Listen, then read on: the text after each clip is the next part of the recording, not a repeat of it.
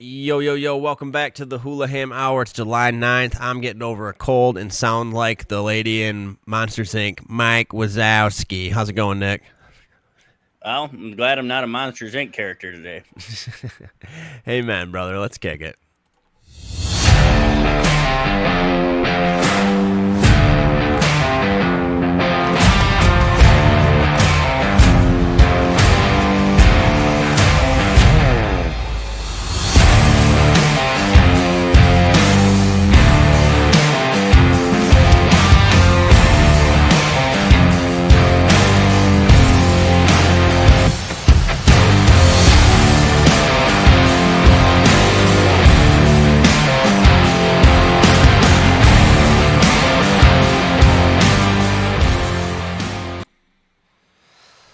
Hello, ladies and gentlemen. Like I said, it is July 9th. This is episode number 32. Nick, how's it going this week, bro? It's going great, man, especially when you see the Cowboys in the headlines for bad things. Well, lead us right into it, man. What'd you see? Well, talk about one of the highest paid kick returners. 3 years, $18 million, got arrested for a bunch of marijuana and an illegal gun. Turpin. Oh, man. Yeah, Come I on. did see that headline. It's bad, yes, but it's expected at this point in the league. These guys make millions of dollars, have life by the balls. Like, just do somewhat illegal stuff. Like, come on, not felonies. Yeah, jaywalk or something, dude. Don't, Yeah. Come on. Let's Yeah. not race 100 down a 55 road and let's not carry illegal guns. Just a thought there. I just don't understand the whole illegal gun thing either. Like, Get it registered. yeah, it's not even that. Like, are these guys really gonna like clap somebody? No, they're carrying it for protection. I completely understand that, but none of the players in the NFL are felons. No.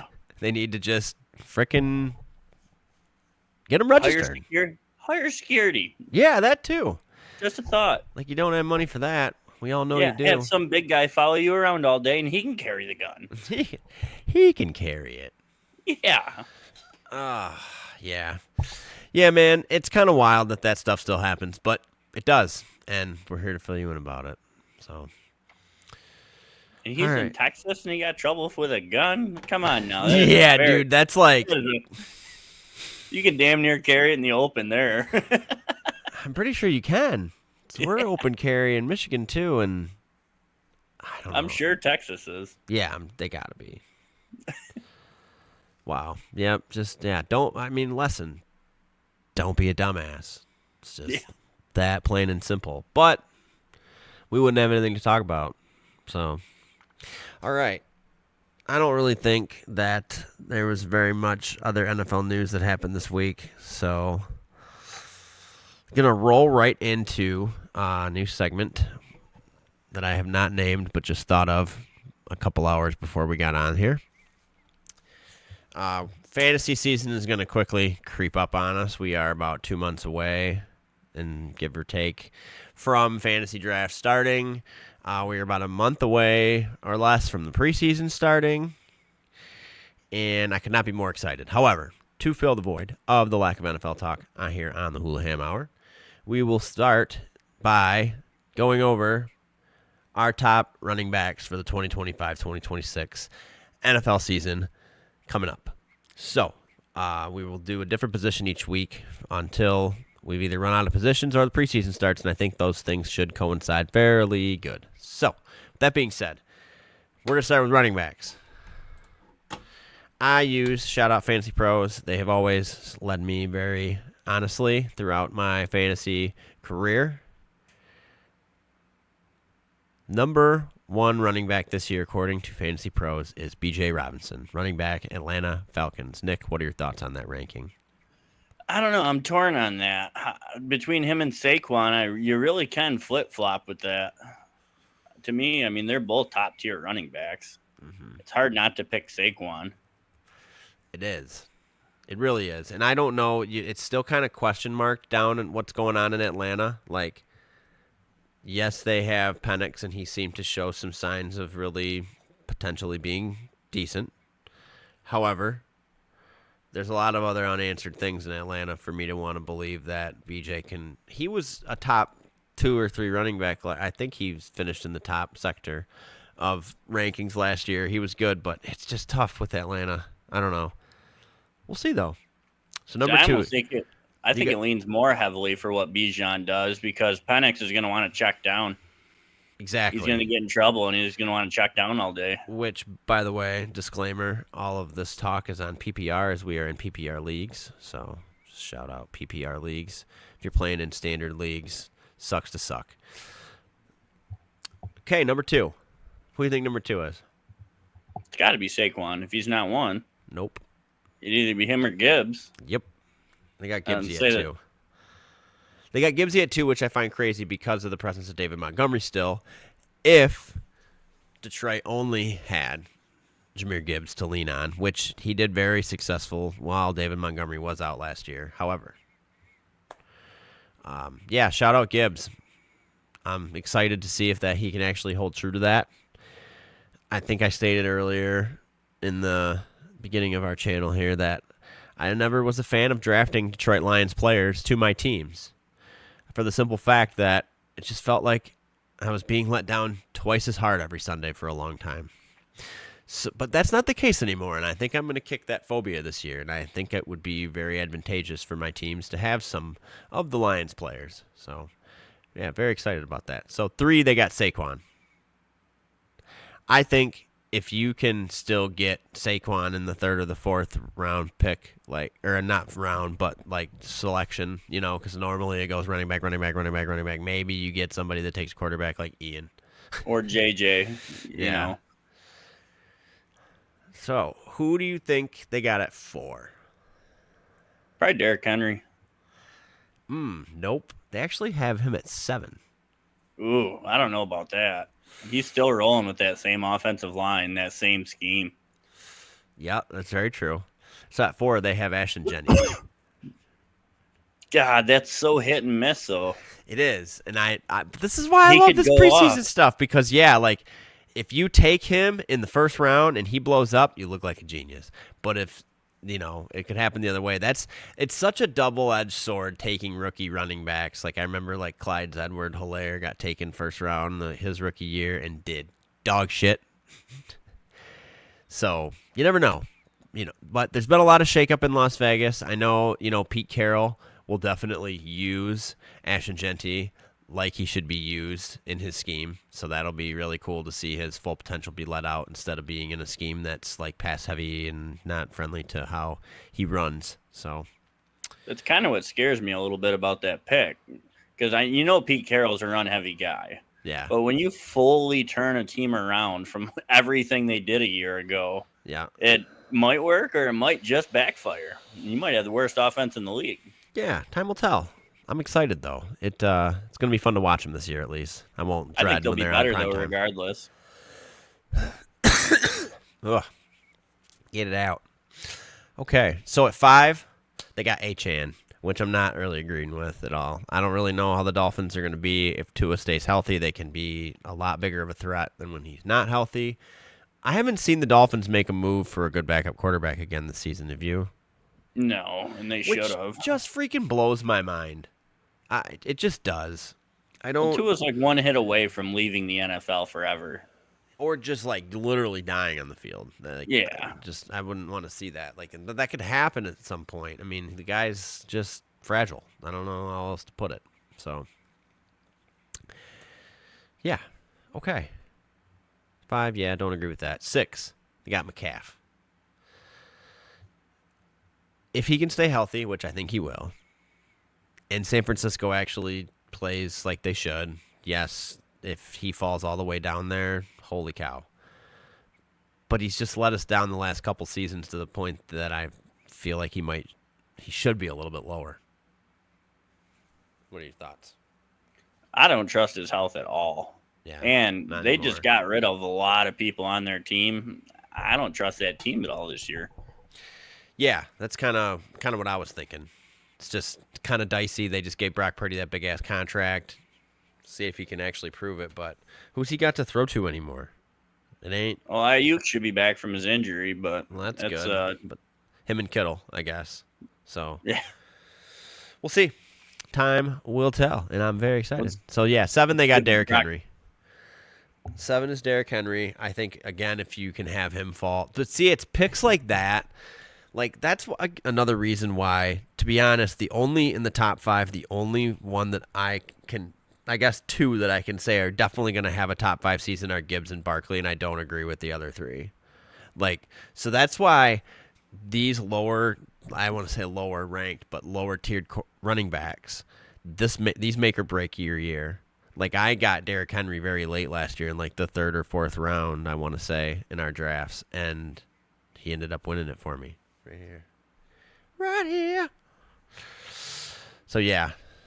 8, got Bucky Irving. This is where it gets kind of dicey if you're looking down the list as to, like, where anybody should be. Because, like, I feel like Chase Brown had a better year last year on Cincy, and he's at 9. So, run a little quicker through this. I'll go a few more at a time. So, 10, got Josh Jacobs. Still think that's solid, but Green Bay doesn't really run it like they used to anymore with Jordan Love. So, we'll see how that pans out. 11, Jonathan Taylor. If you can get Jonathan Taylor and he can stay healthy and Indianapolis isn't just a shit show on offense, he's a top 5 back, man. He just has caught so many shit breaks. I don't know. What are your thoughts? Dan Jones for president. Yeah. Yeah. We'll see. I don't know. Indianapolis is going to be a big question mark for me, I think, this year. Yeah, it's as questionable as their quarterback room. Yeah, which is dog shit. So maybe they'll just be run heavy and Jonathan Taylor will go over 2,000 yards. That'd be freaking awesome. All right. Then we got Kyron Williams at L.A. Again, another one. Stays healthy. Can be good, but got to stay healthy. It's kind of the biggest point.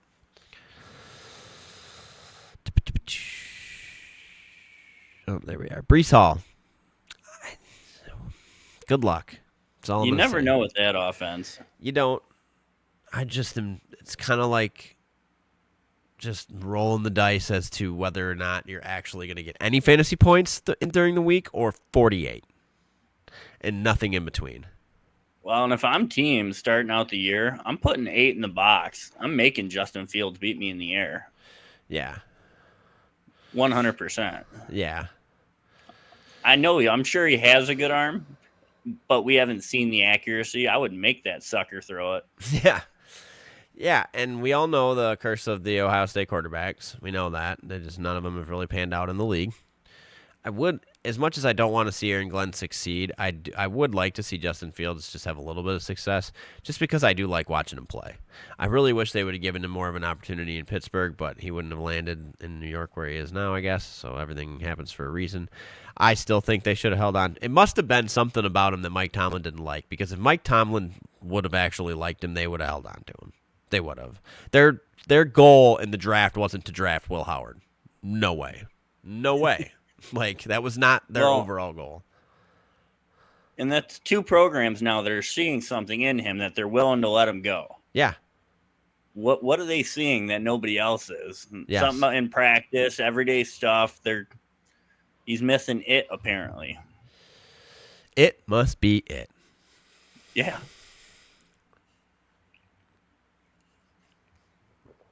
Maybe he'll throw a pass over 5 yards this year. Yeah. Maybe. Maybe, Hard to tell. 14, Alvin Kamara. Shockingly low with how good he's been, but again, he has been in and out of being hurt a little bit the last couple of years, and now that Derek Carr is retired. Yeah, I don't know. It's kind of a crapshoot. I had him last year, and he did great, but they were so bad they had to lean on him so hard. Mm-hmm. I think that's eventually why he got hurt. He was just 80% of their plays, he was touching the ball. Yeah. It's crazy. It's a lot. It's a lot for one person. That's kind of what happened with Gibbs there when Montgomery was down. You really Saquon's a freak. I mean, I wouldn't say that Philly had a really solid number 2. behind him to come in like Montgomery is to Gibbs. But to really be successful in the run game, I feel like you need to have that because, one, at least if you get even 50% of the games where one of them, where they're both healthy, it's just a way bigger punch. Way bigger punch.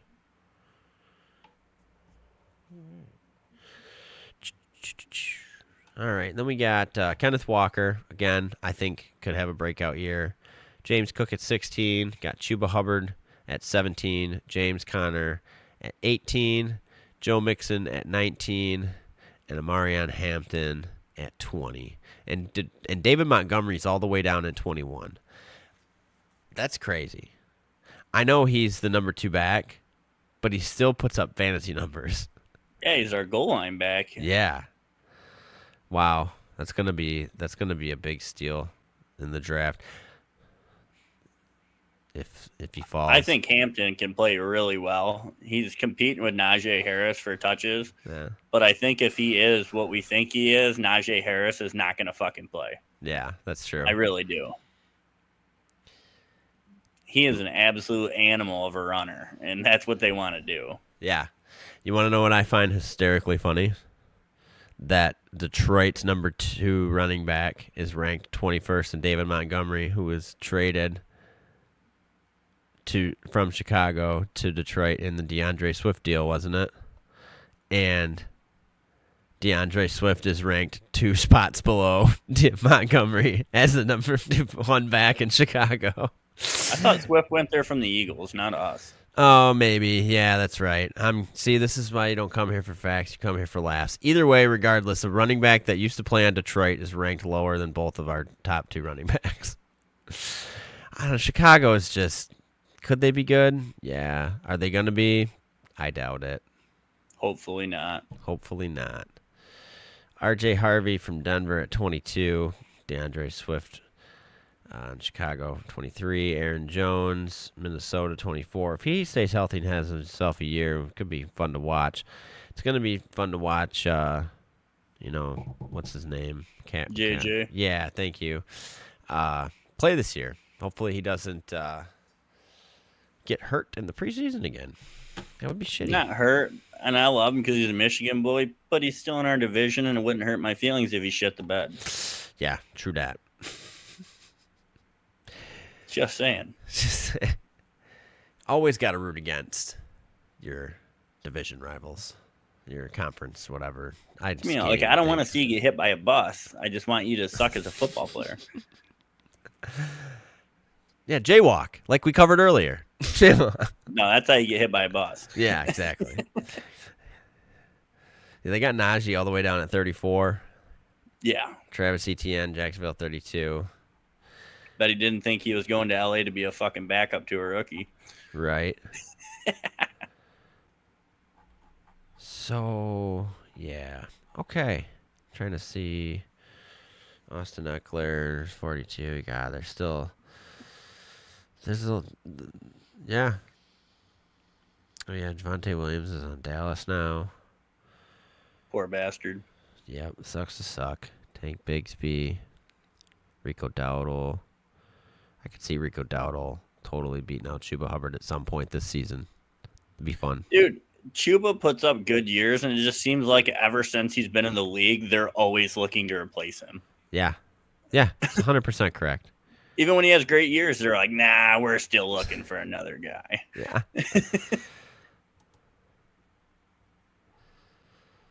Yeah, all right. Well, that covers at least your top 32 there. God, they got Nick Chubb on Houston all the way down at 58. Yeah, he's also a backup. Yep. He's going to be a third down and short back and a goal line back, I bet. Yeah.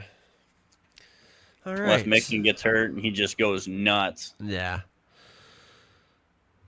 Okay. So, yeah, that's a taste of our first thoughts on the fantasy year this year. Very exciting. It's coming up very quickly. I don't know. If I got to put who I think my overall number 1 is, I think I got to give it to Saquon again. It's going to be hard for him to repeat what he did last year. But I also think he's definitely still going to have a very solid year. Who would your number 1 be? Mine would be Saquon. Yeah, it's kind of Get it together, Fantasy Pros. Yeah, I don't know how you rank him besides 2 maybe to Bijan, but Maybe they know something we don't. I don't think so. They haven't even played a game yet. Exactamundo. You can have the insider. You don't know shit. You don't know nothing about anything. Nope. Okay. So next week we'll probably do wide receivers, I'd imagine. So stay tuned, ladies and gentlemen. And hopefully everybody that is in our fantasy leagues is starting to pay attention so they can get some inside dirt on us. There's going to be one episode where me and Nick talk nothing but nonsense, and you'll never know what episode it is. Oh, that's happening. Yeah, dude, I'm taking Drake May with my number 1 first-round pick. Nah, I'm taking Justin Tucker, number 1 overall. Oh, man. Okay. All right. So, moving on here to PGA. Over the weekend, we had the John Deere Classic. It is now the second weekend in a row that a PGA event has gone into a playoff. This week it was a 2-man playoff. And Brian Campbell came out on top. Did you watch any of the golf this weekend, brother? I did. Yeah, I did. I watched most of Sunday. There's a lot of good golf, and God, it just seems like the last few weeks, it's more about people just shooting par on Sunday than anything. Yeah. Yeah, which is, I remember in the beginning of the day watching it, and the announcers at one point were like, yeah, I think it's going to be like 18 under that wins it, which I think that's what the playoff ended up going to. And then as the players in like the middle of the day when the course was just playing at its best, they were like, I think the winner's going to end up being like 21 or 22 under. And then everybody just started shitting. Like, it was a total flip. Right after that guy said this 21-22, it was just like, nothing's going to stick anymore. You're going to blade everything. Like, just back to back to back, bunch of bad golf for a little bit. But it was still exciting to watch. Excited for Brian Campbell. One of the fun things that I saw stat-wise come out of there is that the last 2 events have had no effect on the top 25 of the FedEx Cup rankings. That doesn't surprise me. Which is kind of a problem, if you ask me. I just don't think there should be that unattendedness. I understand it logistically for them, but from a fandom point, it just sucks. It's like, why even just take a couple weeks off then or something? Because, I understand that they got to have players play for their cards and this, and there's a whole bunch of other stuff, but I don't know. It just seems a little ridiculous. And I don't want them to put like mandates on you can only not golf and so many blah, blah, blah, but it just kind of sucks. So they already have that. Yeah? They already have how many you can miss a year before you can't play in the FedEx. Oh. Do you know what that number is? That's why these guys have to pick and choose so carefully. Gotcha. Well, that's good to know. So, speaking of the John Deere Classic, Pot Getter withdrew in the 3rd round. It looks like he shot 4 under. Or no. I think he was like 9 under going into the 3rd round.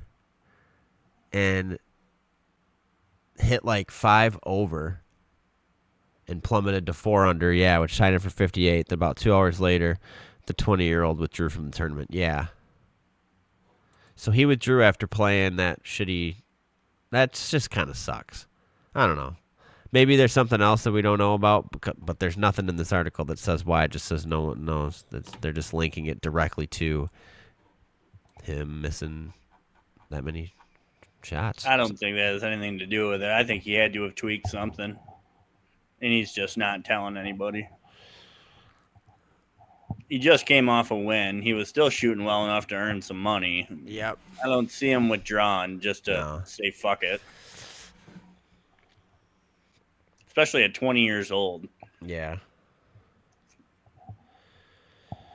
He's got a lot of tournaments left, and he's going to have a lot worse days than that. Yes, he will. All right. Before we preview the Scottish Open, which I'm excited about this weekend, did a little research on our Rocket Classic. So, obviously, the statistic that I dropped about the top 25 not changing, there was only a few people in the top 25 that competed in Detroit, and a lot of them didn't even make the cut, and the ones that did not even compete at all. The Rocket Classic is only under contract at the Detroit Country Club with Rocket as its sponsor through next year, 2026. They have an option for 2027, which they can use and have it for one more year, or they can decline it. However, Rocket seems to be the leading problem when it comes to wanting to change location, wanting to change possibly the sponsor, and so on and so forth. We discussed last week that we both agreed that something needs to give. I would hope that Rocket, I love seeing stuff come to the city of Detroit. I love seeing things come to Michigan, but there are so many beautiful courses in Michigan that can be played and held at a PGA event. We just need to make it happen. And I would love to see Rocket continue to host. There's nothing that says that Rocket can't sponsor it, just not have it in the heart of Detroit. What are your thoughts, Nick? Yeah, there's just, like you said, there's a million courses here in Michigan. There's got to be a couple of them that can hold that many people that you can do that for. That's a lot better and a lot more in a better location. Yeah, because I think, was it the Buick Open up until it became this, or no? Yeah? I think it was. Yeah, it just is a shame because that was such a great tournament. Such a great tournament. But it is what it is. So, yeah, we'll see what happens. But Rocket, get it together. PGA, get it together. Probably by the time that contract will come up, maybe we'll have a merger. Knock on wood. But we'll see. All right, moving on. Preview the Scottish Open. I bet you can't guess who the favorite is, Nick. Probably Scotty. Duh. Same as every week. Every single week. Where are we at here? So, yeah, Scotty's at plus 360. Rory went down to plus 850. Sanders at plus 1,800, and then it's just a friggin' crapshoot from there. The last couple of times that I've taken the favorite and like Scotty and stuff, they just haven't performed. However, Rory tees off tomorrow at 8:45, which is good, or 8:43, which is good. So Scotty Scheffler has a 3:28 a.m. tee time. That can't be right. There's an asterisk next to it. Means it probably starts on the back. But it still says 3:28 a.m. Probably local time here. What time is it there? They're in Scotland. All the other ones are right. Nah.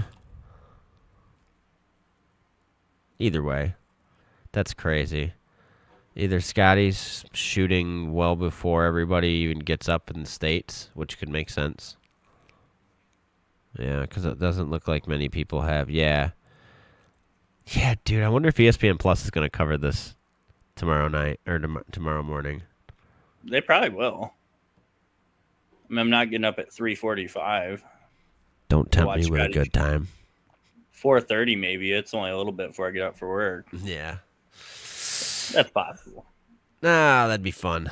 Just all night it watching golf. Love it. All right. So yeah, I'm gonna take Xander.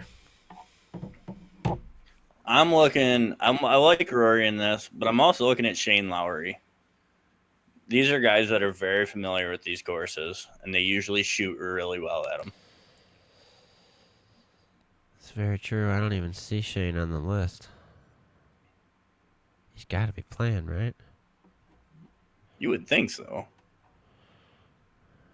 Well, if he is, his odds are figgity fact. Oh, probably. All right. Okay. So we have some live golf this weekend in Spain. Do. Come on. Yeah, and something I'm not even going to try to pronounce.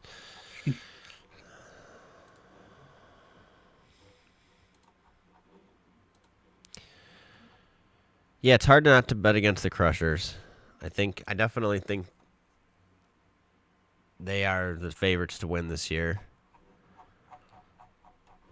But I think we've seen oh God. Joaquin Neiman play some really good golf. He actually just had a hot day, cold day, and a pretty even day last round. He could sneak on up there. He could. Well, he's been the best golfer in the live so far this year. No, I just want to see.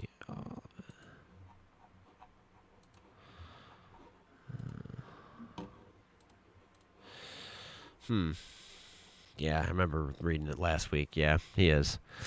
Yeah, that's fun. Well, I'm going to take Crushers this week. Who you got? Take Rom's team. Legion 13. Hell yeah. Yeah.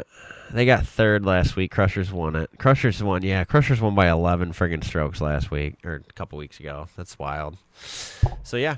Tune in, watch Live Golf. Go Bryson. Let's rock and roll. All right. Moving on to the NHL. What do you got for us this week in the NHL, man? Quite quiet in the NHL right now. Not a lot of movement from what I've seen. Yeah, I had something earlier. Where the hell did I? Here we go.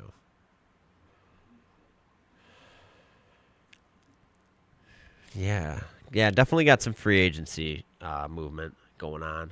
Looks like Hurricane signed Ehlers. The Sharks signed Orlov.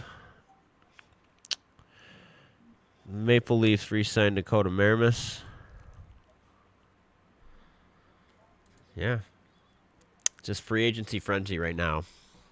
We'll have to see how everything pars out, but yeah, like you said, a little bit quiet in the NHL. A little more loud, I would say, in the NBA this week, as I do have a couple things to talk about. One, I'd like to lead off with condolences out to Halliburton, as he will not be playing next year. What are your thoughts on that, Nick?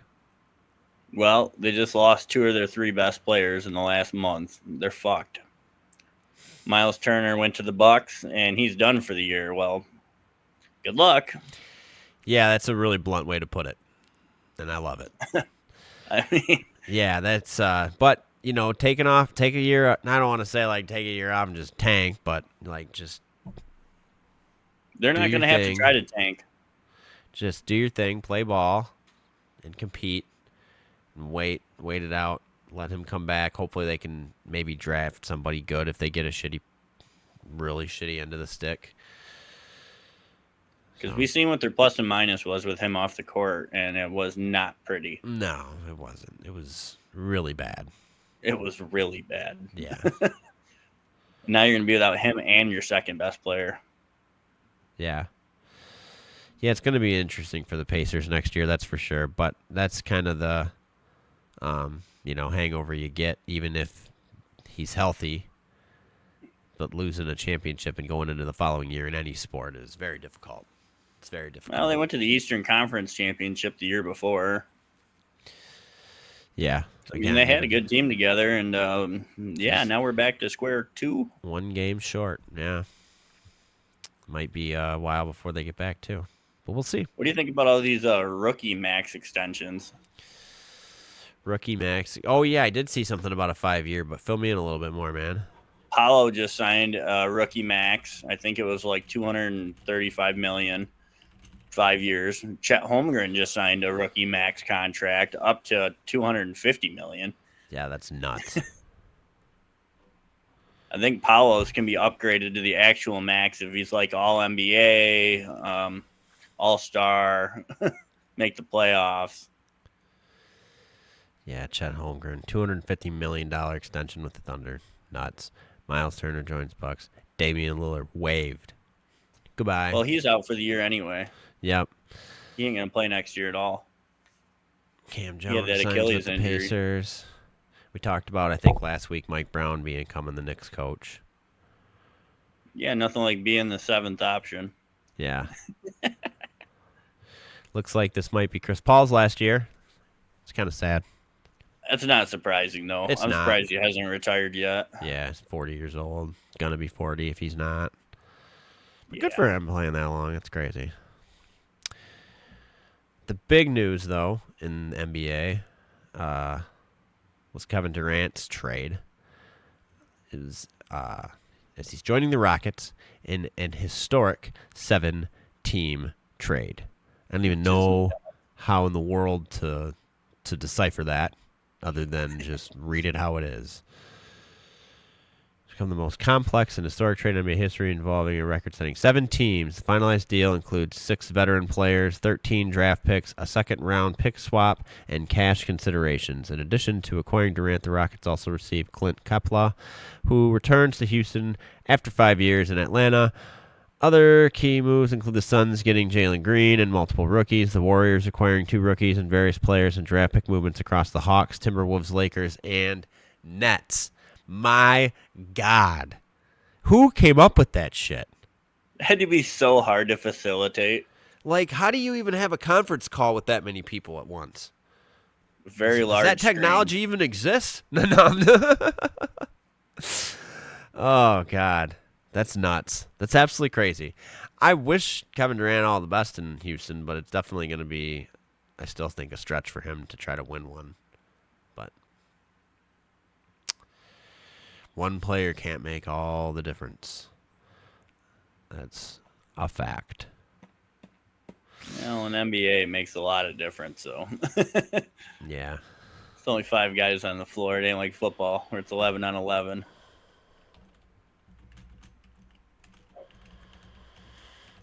Okay. Yeah, and it sounds like Oklahoma City is going to lock up Green there, Jalen Green. Yes. They can lock him up, then their core is going to be locked up for years. Yeah. And they're all young as shit.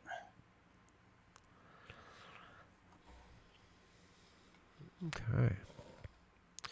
So, yeah, NBA is also in full free agency frenzy mode currently. Really looking forward to seeing how everything pans out. But, yeah, 7-team trade's pretty crazy. So, okay, moving on to the last segment here this week on our MLB. Got the All-Star game coming up, but we got a few other things. Cal Raleigh, I think, hit his 36th home run, most ever for a catcher before the All-Star break. That's pretty sweet. Good for him, man. Especially in the non-steroid era, you know. It's good to see players actually, their talent, bringing them the stats and not the other way around. And he's a switch hitter. That's amazing. You don't see that many good hitting catchers, and he's crushing it from both sides of the plate. Yeah, and he also has a 2-run lead over Aaron Judge. Patrick Bailey's historic walk-off. Oh, did you see that at all? Is an inside the park home run?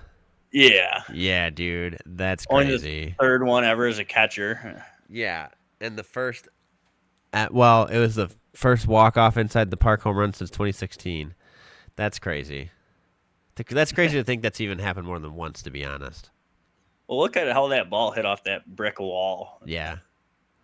I mean, it absolutely shot like a cannon back out to center field. Yes, it did. Crazy. And watching that catcher barrel, dude, that's one of the funniest things to me. Watching a catcher just give it his all. In the article, he said, all I could think about when I saw it hit the wall is just don't fall. And it says Brandon Young's, Orioles pitcher Brandon Young, achieved an immaculate inning. 9 pitches, 9 strikes, 3 outs. 5th time in Orioles franchise history.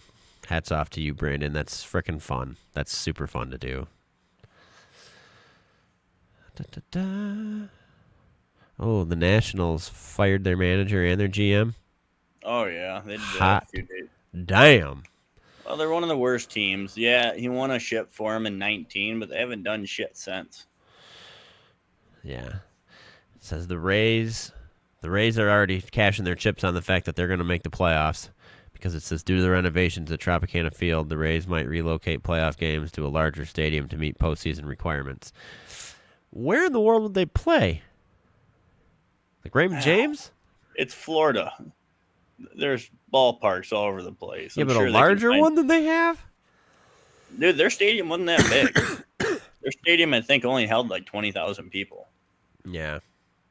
That's really not huge for what you see some of these stadiums and what they can do. Yeah, America's 40. Yeah. Yeah, their attendance was super low, too. Mm-hmm. Which I always thought was amazing. Baseball in Florida and nobody shows up. You think that's like the one place you would probably watch baseball more than anything? You'd think. It's warm year round. You can literally go to games all year round. I wonder what like Steinbrenner Field holds. Oh, I'm not sure on that. Spring training facility. It's right over by Raymond James. Probably not much. Yeah, being spring training, it probably holds like 12 people. Parents only. Yeah. All right. So, some all-star snubs. We'll get into that in a minute. I want to go over the, actually. You got anybody that you felt got snubbed this year? Nobody that I cared about. I kind of enjoyed some of the snubs, to be honest with you. Yeah. A lot of people Like that say Trey they Turner. got... Yeah, and Mookie and Juan Soto. Like, if they would have... Like, Juan Soto started out the year absolutely freaking terrible. Like, the first 2 months out of the year, he played like shit. And he's mad because he got snubbed. Like, dude, you've had, like, one good month here. Right. I know you're Juan Soto, but that doesn't mean you should make the All-Star game. Yeah, the New York Times actually put together an all-star snub team list. Yeah, Zach McKinstry, totally feel like he got snubbed. Trey Turner, yeah, he might have got snubbed. Outfield, Juan Soto, Andy Pages. Yeah. Andy Pajas. Pajas, Pages, whatever. Yeah, that's fun. But yeah, there was a lot of snubs this year. For sure. Don't get me wrong, McKinstry's had a great year too, but there's already that many other Tigers going. They're not taking another one. Yeah, this isn't like the 2005 or 2006 NBA All-Star game where the Pistons starting five started the Eastern Conference All-Star game. And MLB is usually pretty good about taking at least one from each and spreading it out. Yeah. Okay. So, Home Run Derby. Ronald Acuna Jr. is in it. Got Cal Raleigh, James Wood, Byron Buxton, O'Neal Cruz. Who you got? Honestly, Caminero. I don't know. I kind of like that James Wood, to be honest with you. He's got a pretty clean swing. Yeah, he does. I think I'm gonna take Cal. He's just been killing it right now, man. And he's leading the league in homers. Just seems like and he was on McAfee last week, I think. I tuned in maybe 2 weeks ago. He's just a likable dude. You know? Seems like a guy just be fun to have a beer with. So yeah. Cheers, brother. Hope you knock him freaking dead. So, yeah, we got... Go get your Big Dumper t-shirt. So, yeah, it's coming up on us quickly. It's this Monday, coming up July 14th. All-Star break is next week. We will be filling you in on all of that coming up next week right here on the Hulaham Hour. So, yeah, that kind of wraps up, I believe, for us for this week. Think you got anything else this week, bro? I do not. All right. With that being said, ladies and gentlemen, again, we appreciate all the support. Don't forget to like, comment, subscribe, buy our frickin' merch, and we will see you next week. And with that, we are Hulaham out.